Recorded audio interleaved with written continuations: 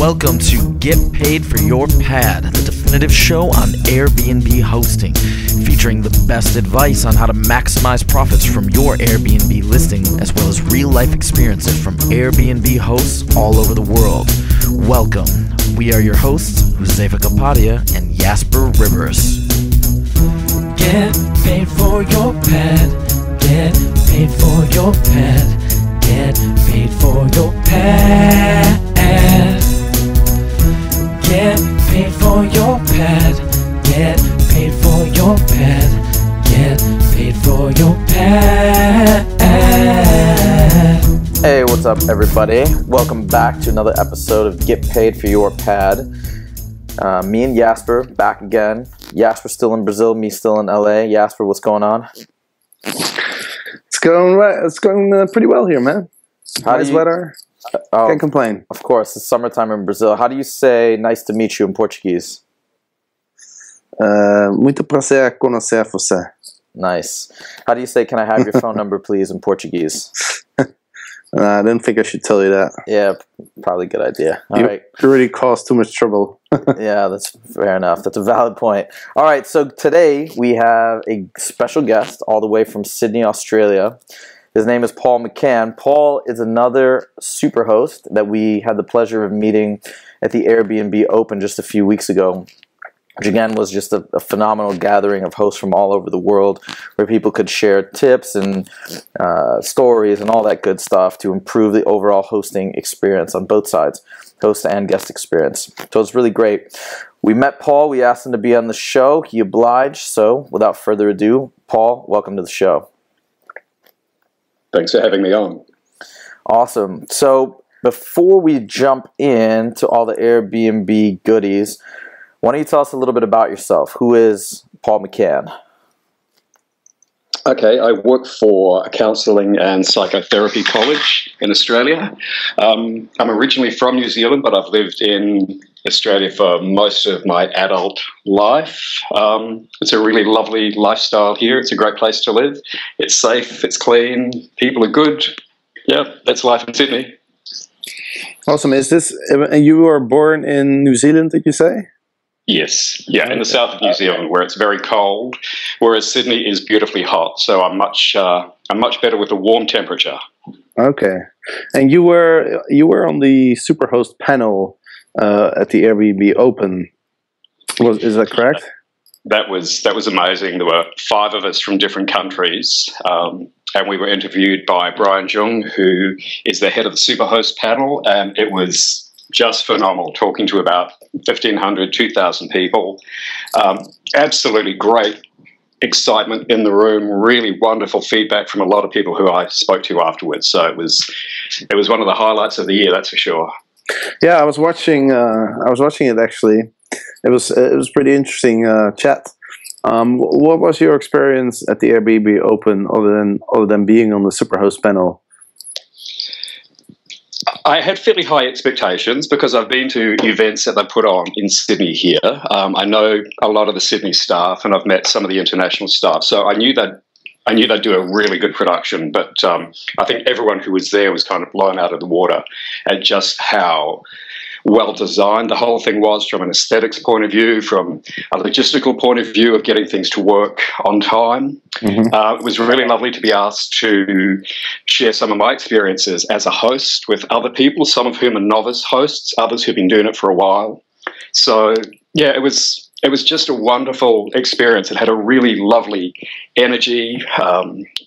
Chip Connolly is such a good presenter that he really holds the audience well, and there's such a good feeling about Airbnb because it's not sort of a big evil corporation that's just about getting as much money out of its employees as possible. It's about helping people become their own small business, which is really empowering. Yeah, and one thing I noticed is I've met a lot of people who work for Airbnb, and me and Josefa were actually down at the headquarters a couple months ago as well. And they have an amazing canteen. The lunch is incredible. They have cooks who make fantastic meals for the employees every day. And just walking around the office, I just felt like everyone was so happy there. Yeah, I've been there a couple of times. there were dinners for the guests who attended the Open, and we were all sort of billeted off to staff or local hosts and so forth. And I was really lucky. I got to have dinner at 888 Brannan Street, which is their headquarters, and I had a couple of hours talking to Brian, the CEO. So it was a really, really nice evening. And for people who haven't been there, it's the most incredible office space. They have breakout offices all around where small meetings can happen. And what they've done is they've looked at some of their favourite listings around the world, and they've recreated people's living rooms or kitchens.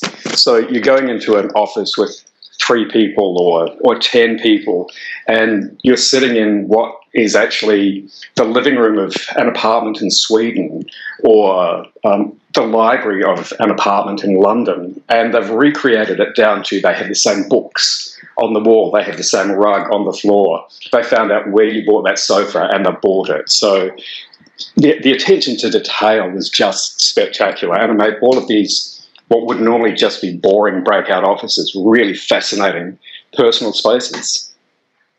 That is so cool. It must be a really inspiring environment to work in. Yeah, absolutely. Yeah, and I had no idea that that was in the office. That's amazing. And you mentioned Chip Connolly. Of course, we had him on the show a little while back. But yeah, he's a phenomenal speaker, a great interviewee, and just a really nice guy all around. Yeah, they've assembled a great team. So, Paul, why don't you tell us a little bit about your experience with Airbnb, your listings, etc.?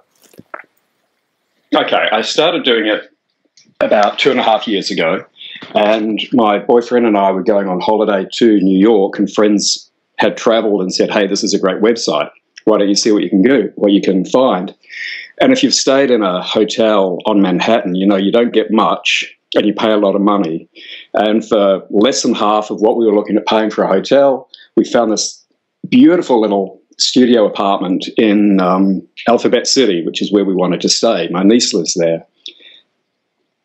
It was just like the complete personality of the host when you walked in, an entire wall covered in books, original art and photos, a real sort of slice of 19th century New York history. So it worked so effortlessly. I thought, well, I've got a nice apartment. Why don't I see if I can get some interest in that? And ended up putting it up and having my first booking within 24 hours. So initially I would either stay with Raymond or with other friends in the city. It went from the first booking to fairly continual bookings to absolutely solidly booked within a matter of weeks. It's currently booked an average of 28 or 29 days a month. And after I'd been doing it for about 6 months, I realized I had enough of a deposit to buy a second apartment. So I have 2 places in Redfern, which is an inner city suburb of Sydney. 20 years ago, it was a bit of a dangerous slum, but now because it's close to the city, it's gentrified. There are great apartment buildings. There's some beautiful 19th century terraced homes. And because of its proximity to the downtown area, it's a really, really excellent place for particularly international guests to come and explore Sydney. So when you were looking for a second place to buy, what was your methodology or research process as far as choosing a new apartment? Sure. Parking in any inner city area is going to be at a premium. And I had a few people say, does your apartment have parking? And no, it doesn't. So I thought I'd like to find somewhere with parking. And I wanted it to be within 100 meters of where I was, because I wanted the parking to be accessible for both apartments. So that's actually worked out really, really effectively. I was after a 1-bedroom apartment because I see that's what a lot of the demand is. I had a specific budget in mind, and I worked out the figures on how much I was going to be spending, how much income I would need to justify it. So I kind of whittled down the broad idea of I would like a second apartment to this is the budget that I've got. This is how much floor space I want. I need to have a car park. It needs to be in this area. It needs to have an elevator because there are a few steps up to my main apartment, but I know I've lost a couple of bookings where people have said, we've got mobility issues. Is there an elevator? Well, no, but there is if you look across the road at my other listing. I see. And when you first started, before you even listed your first place, did you have any reservations or any worries? A little. I guess everyone does. The first place was my home, and I was going to be handing my keys over to complete strangers. That's a little daunting. And my first booking was just a single night. It was a young couple coming up from Melbourne. They were coming up to see a show, and they wanted a central location. And I met them to do the key handover and show them how the coffee machine worked and where the DVDs were, etc.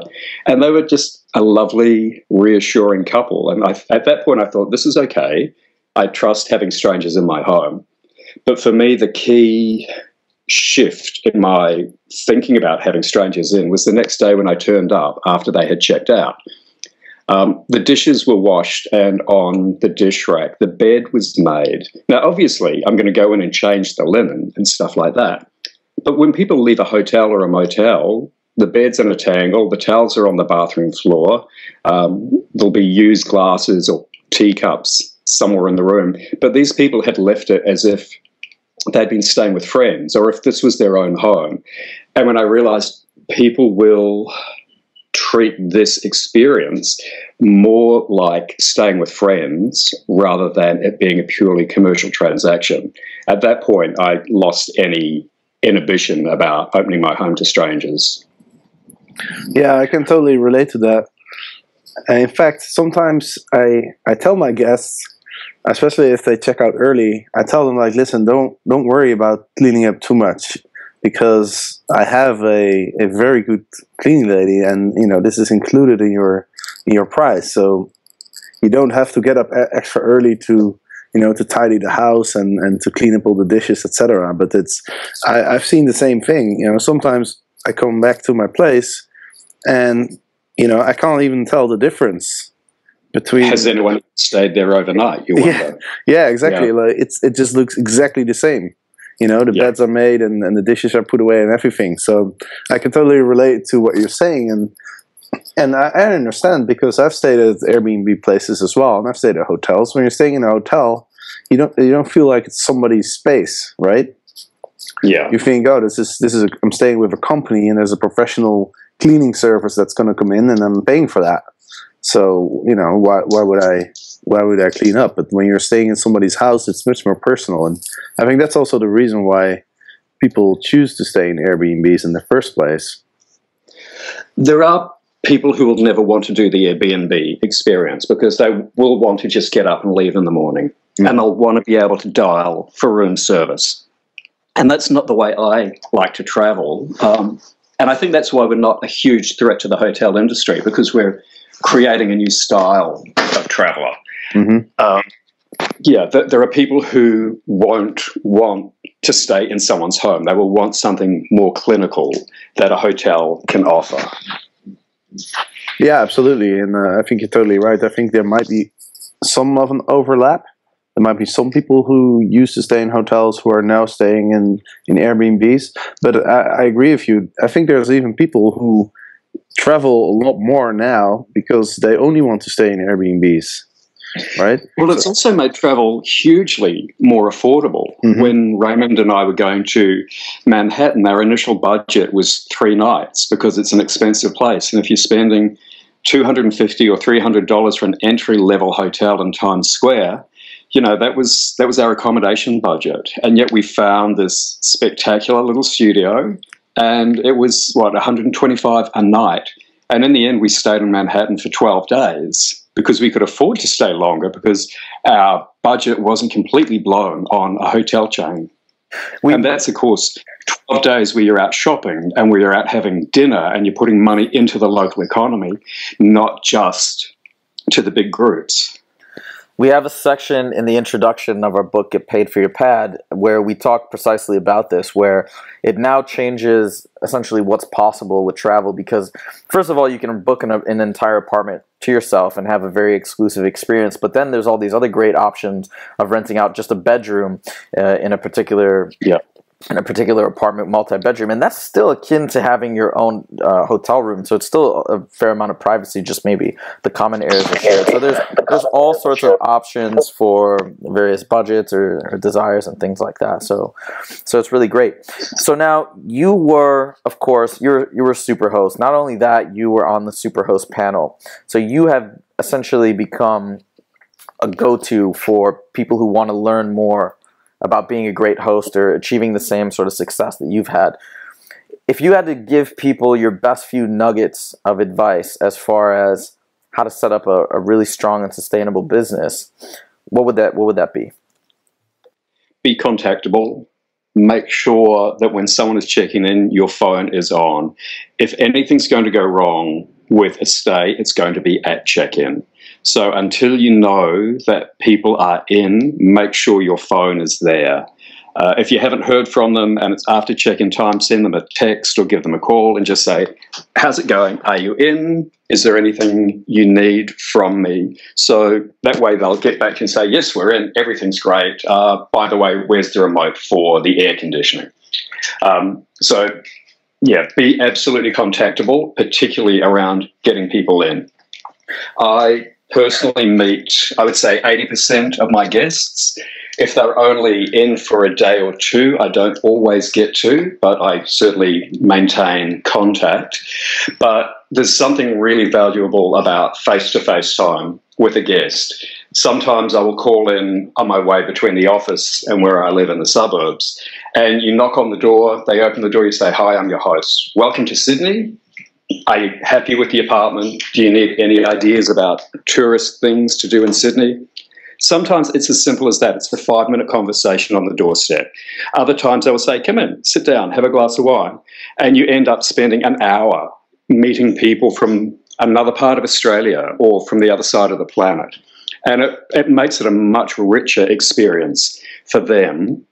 And also on a practical point of view, if something does go wrong, I've had a situation where my hot water service blew up. If you've made that initial contact, guests are much more likely to work with you to resolve any situations. But if you're someone who does all the correspondence, the money is in the bank, the guests check in, and you have nothing to do with them, if something goes wrong, they're not going to see you as a friend or an ally. They're just going to see you as the landlord who has to make this right now, and will complain if you don't. If there's that intimate face-to-face time, and it can just be a few minutes where they know you've gone out of your way to come and say hello to them, it really shifts their perception about their interaction with you from that of a hotelier to that of a friend who's opened their home for the guest. And now when you're unable to do the check-ins personally, how do you manage that? Okay, I have 2 apartments, so my letterbox has no lock. All of my mail goes to my PO box. I tell guests to open the letterbox, and there are 2 key safes that have numeric codes. So the guests get advised what the code is, and there are clear instructions on how to get into the apartment. I'd also really recommend that people tell their guests to physically write down your phone number and your email address. If they've just come into the country and they don't have data roaming on, they may not be able to get to the internet. If they need to contact you and they've got your phone number in their wallet or their purse, it saves a lot of anxiety. I did have one situation where a woman couldn't get in. She also couldn't access her email because she needed to get into the apartment to get onto my Wi-Fi network, and she had no way of contacting me. She had to phone her daughter in the States. Her daughter had to go into her Airbnb account, find my details, and get back to her. It added half an hour to her check-in process, and she was really anxious by the end of it. You know, if I'd said to her in advance, write my number down. If you need me, you can call me. That would have saved a lot of difficulties for her. But again, because I then made sure that there was good contact during her visit, and I maintained contact the whole time, I got the most spectacular review from her. If it had just been, sorry you couldn't find the key, end of story, then I wouldn't have got such good feedback from her. But I absolutely went over and above to make sure that she was happy. I think that's some really good advice there. And another thing that I do is there's a small cafe right next to my house that has free Wi-Fi. Yeah. So I always tell my guests, if anything is wrong and you for whatever reason you show up and you can't get into the house and your phone doesn't work and nothing works, then the last resort option is you can go into this little cafe and you can use the internet there. And you can also use their phone if you want. Small businesses in your area are a really valuable resource on a lot of levels. I make sure I send my guests to the nice cafes and the nice restaurants in the area. Some of them are incredibly cheap, but good food and a nice atmosphere. So it's good for small businesses to also be in on the fact that Airbnb diversifies the tourism market out of the tourist hotspots and into local areas. This can also be really beneficial later on if your local council starts getting anxious about home sharing. If you can build and maintain relationships with local businesses, let them know you're an Airbnb host, let them know you're sending extra business to them. They are organizations who can then assist if you have to lobby your local government around legislation regarding home sharing. Absolutely, and I think that's a really good point. That, for example, in my neighborhood in Amsterdam, there are no hotels. The hotels are all in different neighborhoods, or they're on the edge of the area. So nobody even has a chance to really experience the neighborhood and live right in the center of it, unless you're staying at an Airbnb. Yeah. So I think I think you're making a valid point, and I've done this too, where I've talked to the guy who owns the little cafe, and he's very happy with this because he doesn't get very many tourists, so he's more than happy to assist my guests if there's anything that's wrong. Sure. So yeah, that's great. And Paul, do you have a full-time job next to your Airbnb business as well, or? Yeah, I'm a senior lecturer at a tertiary college, so it is a very busy job anyway. Airbnb's useful in that it certainly does generate a good second income stream for me. I didn't go to university until I was in my 30s, so I never had what you'd call an adult properly paid job until I was in my early 40s. So I felt really financially behind the eight ball. I did manage to get my first apartment within a couple of years of graduating, but it was that extra income that Airbnb provided over the top. That's basically becoming my retirement fund. When I do retire, I'll have the apartments paid off and I will be a permanent full-time host. So that's wonderful. But in the meantime, the amount of work that it requires is I check emails as soon as I get up in the morning. I contact potential new guests or guests who have already booked when I'm on the train into the city. I check emails again at lunchtime, and I do a bit more in the evening. I do paperwork in the weekend. It's a decent chunk of work, but it's viable to fit that in around a more than 40-hour-a-week day job. And how do you manage to meet 80% of the guests if you have a full-time job? The college that I work at is at Wynyard Station, which is in the middle of Sydney.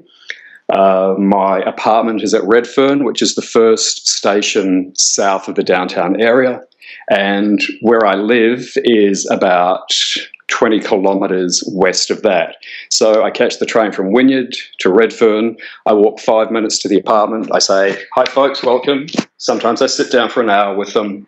I walk back to the station and I catch the train back home. So there is that sidestep on my home journey, and you don't always get to do it. I'll contact guests and say, "Are you going to be in between 5:30 and 6? I'll be going past. Love to meet you and welcome you." And sometimes they'll say, "Look, that would have been great, but we've already got dinner planned at the zoo." So we may not get to meet you this trip. Even if you don't get to meet them, the fact that you're reaching out and saying, I'd love to spend some time with you, if it works in with your schedule, that can often be enough to make them feel that you're more than just a landlord.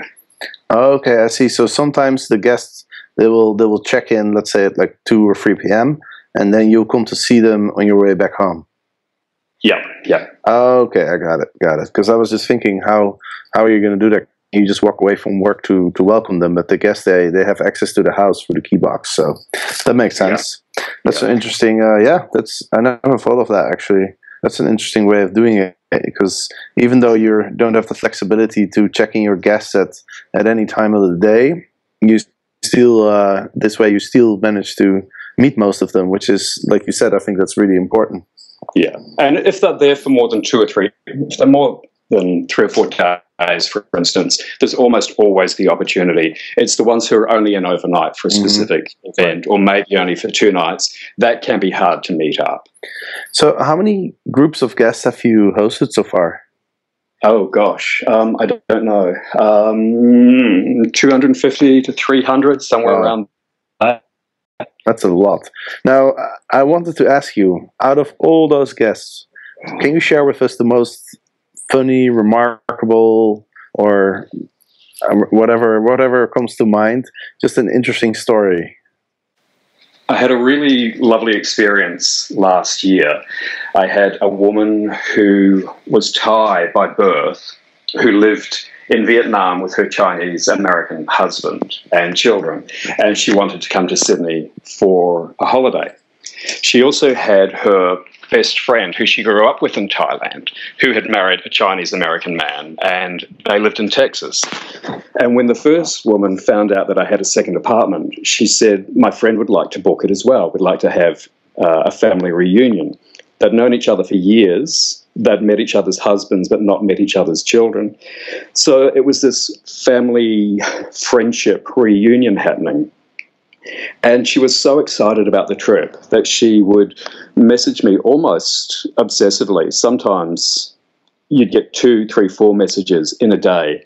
Some of it was practical things about tourist ideas for Sydney, and some of it was just her excitement. I'd literally get messages saying things like, 2 weeks to go, can't wait. And I have a policy where I respond to every message. It's important for your search ranking that you keep the contact going. And beyond that, I also wanted to just be part of their excitement for the upcoming holiday. So when they finally turned up, and there had been this huge chain of messages between us, on the day that we were set to meet, I was actually starting to come down with quite a bad cold. So I was a bit chesty and a little bit lightheaded and feverish. But I did go around to see them, and they were all there and just so warm and welcoming. It was really lovely because it felt like there was this shared history between us all. And I said, look, I won't stay. I'm starting to come down with a bit of a cold, so I really need to go home and go to bed. I just wanted to welcome you. And one of them went, oh, well, if you've got a chill coming on, Thai food is very spicy. We're about to have dinner. Will you join us? And I went, okay, that's nice. So I sat down at my own dining table in my own apartment with 4 complete strangers as adults and another 3 children. And there was this lovely, surreal moment where I'm an atheist and I'm sitting in my own apartment holding hands with these 2 families while the husband of one of the women said grace. And it was this lovely, intimate moment where the guy was saying, thank you for the food, but also thank you for allowing our families to come together, and thank you for making Paul part of our shared holiday. And all of the work of helping them plan the holiday, which was not difficult work, it was nice work, but it all suddenly felt so much more important to have this beautiful, heartfelt, shared moment together. And there are lots of little moments like that happen when you're an Airbnb host, but that one really stood out. Wow, amazing story. And it's funny when you said I was having dinner at my own apartment. That reminds me of a group of guests that I had back in Amsterdam.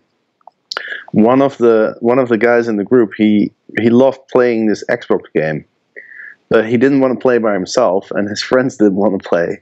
So I actually ended up playing FIFA soccer with him for hours in my own apartment. It was just quite funny. Also, Paul? I would actually love to try being a host where I share the space with someone. Both of mine are rented out in their entirety, and I think there must be a really wonderful sharing of the local knowledge that you get to do with guests if you're welcoming them into the home where you live as well. So I would like to actually have another place where I could have guests stay while I stay there as well. Yeah, me too. If I ever move back to my house in Amsterdam, then I think I'm going to rent out one of my bedrooms. And that way you just get to meet a lot of people, and it must be really fun. Yeah. Great, Paul. We are getting to the end of this interview, so thank you so much for taking the time to be a guest. I enjoyed it. Really appreciate it. And of course, for all the listeners, we'll put some links in the show notes, a link to the video where you can see Paul on the Superhost panel at the Airbnb Open. Definitely a really interesting video to watch. And of course, every Monday and Thursday, we have another episode going live. And I just want to mention, don't forget, we're also on Facebook and on Twitter. So if you go on Twitter, Get Paid for Your Pad, and then your is UR. And on Facebook as well, we have some good content and keep people updated on Airbnb. So if you're interested, make sure to follow us. And thanks for listening, and we'll see you next time. Get paid for your pad. Get paid for your pad. Get paid for your pad. Get paid for your pad. Get paid for your pad. Get paid for your pad.